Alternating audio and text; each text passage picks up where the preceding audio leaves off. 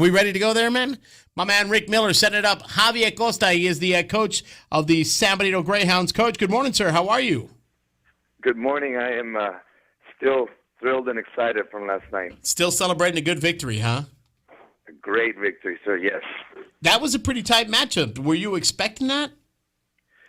Yes, I knew it was going to be a very close game. They had a senior pitcher going, and all these games lately have been very close. Is that a good or a bad thing? It's a good thing. I appreciate Valley baseball, and I don't mind everybody being competitive. I think it's a good thing for Valley baseball. I have been a big proponent that there's no reason why we can't play baseball year-round here in the Rio Grande Valley. The winter climate, it's still very comfortable. You'll have that 1 week of 40-degree weather and maybe some rain. But other than that, I mean, I would much rather play baseball here in the Valley in the winter than in the 110-degree summers. Yes, that's a very good idea because that's one of the things that pushes our kids to go out there and play hard and support baseball. But it's also one of the things that declines the continuation of their careers. It is a hot summer. Tell me about your team. If I was going to face San Benito in the next round, what do I have to know about the Greyhounds in order to try to win? Well, the biggest thing is that these kids are not going to give up. They are going to fight till tooth and nail till the last out. We lost the district championship, but we had the winning run at second base and the tying run at third in the last inning. Wow. We lost to Porter that second to the last game, but we had the tying run at third.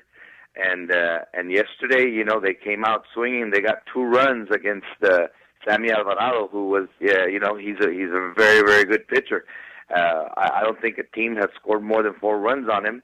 And these kids scored 4 on him the first 2 innings, and then 4 in the 5th and the 6th. So the very first thing is that we're not going to give up. We're not going to give up, and we're going to do, these kids, and they showed it yesterday, they're going to do whatever it takes to get men on base, move them over, and then find a way to push them in. They're very, very gritty, and they do not give up.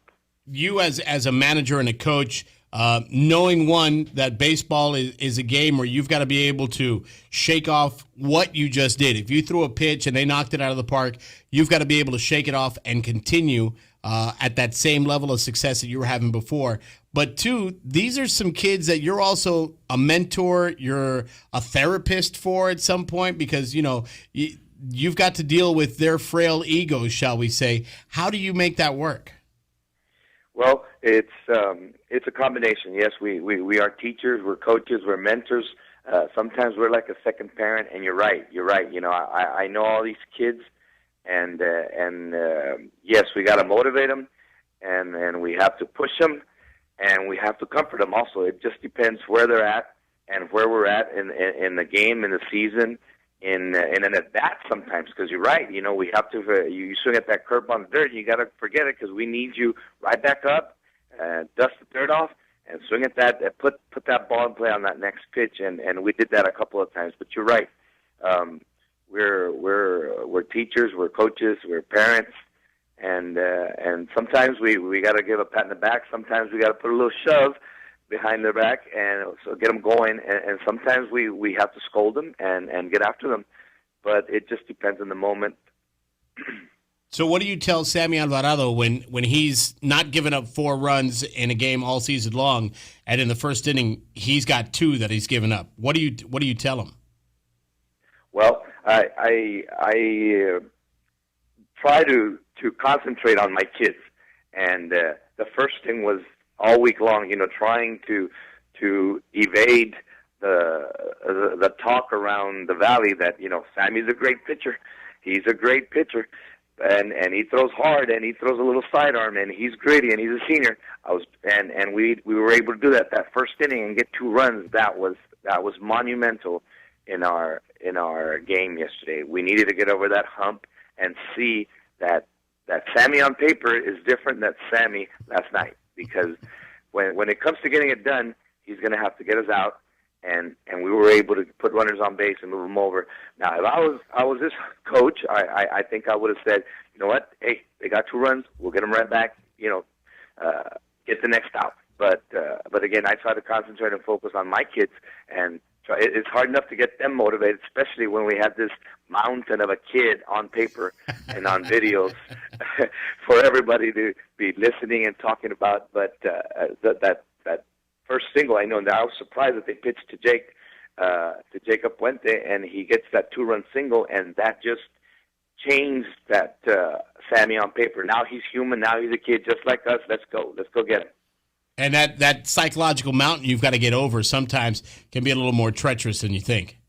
And I'm telling you, all we were trying to shut down was the talk and the video and the thought that hey, he's going to come over here and shut us down and strike everybody out. It was the biggest thing. And of course we tried to shadow it with work and talk about us and what we needed to do, and we did it yesterday. Thank God, and the kids' effort was incredible. There was just so many bright spots. There was people getting on base, there was people moving them over, and there was people driving them in. And that's what you got to do to win a baseball game. And of course, good pitching. You got to have good pitching. Even though we gave up 7 runs, there was some very good pitching. So what's next on San Benito's radar? Laredo Alexander. What do you know about the Bulldogs there?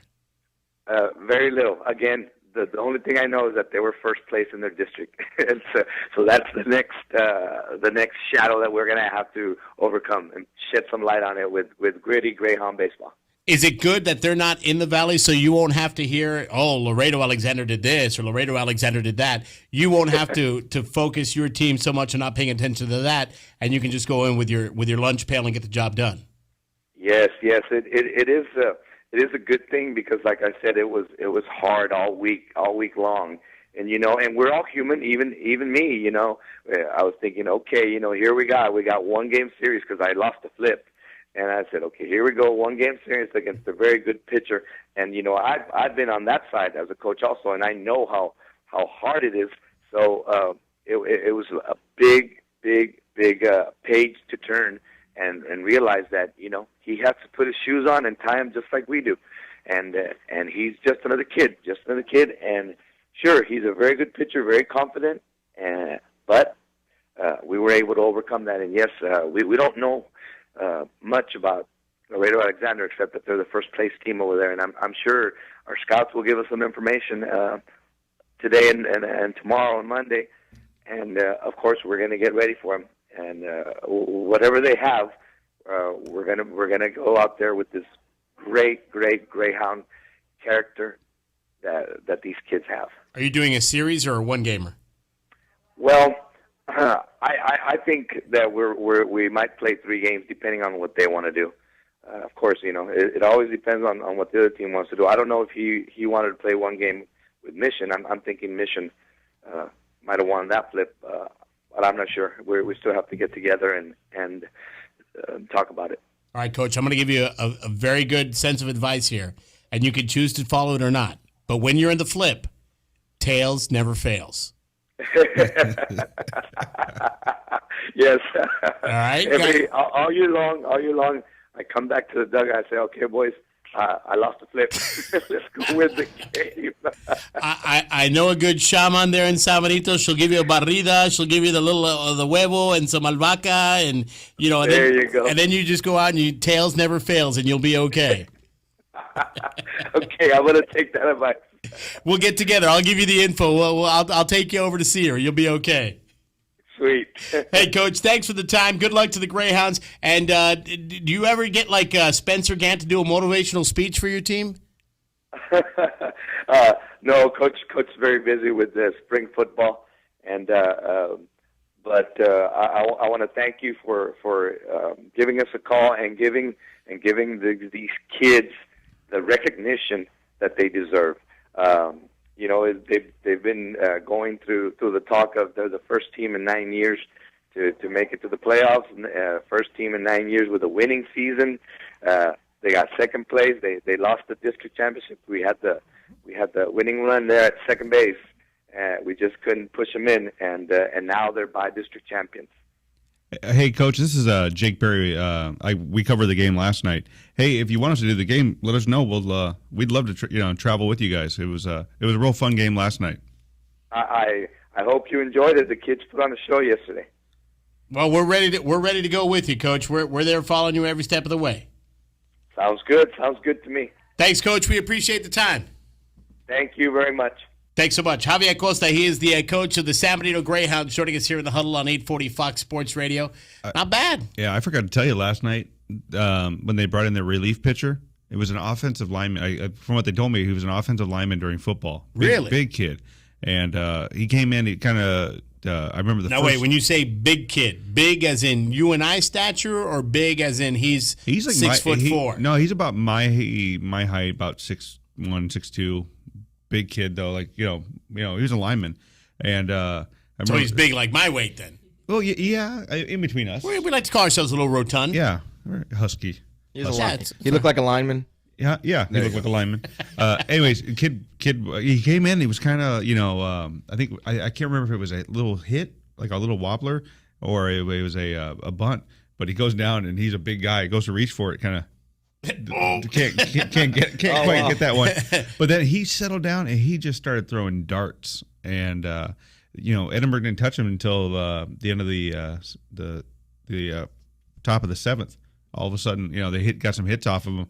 But that kid was throwing darts, and he wound up striking out that kid at the end of the game. I can't remember his name, but wow. I'm related to him. But wow. But yeah, he was throwing darts. It was a real fun thing. And their number one pitcher, Jacob Puente, couldn't go last night. Still a little as far as pitching, right? Couldn't go. So they played their number two, which was a sophomore. Wow. So yeah. So I mean, they played really well with their second. So you got to imagine if they go into a 3-game series and they have their 1 and their 2. Got to feel confident. Yeah. Got to feel confident. So we'll see what they do against Laredo Alexander. And again, we encourage you to log on to 956 Sports.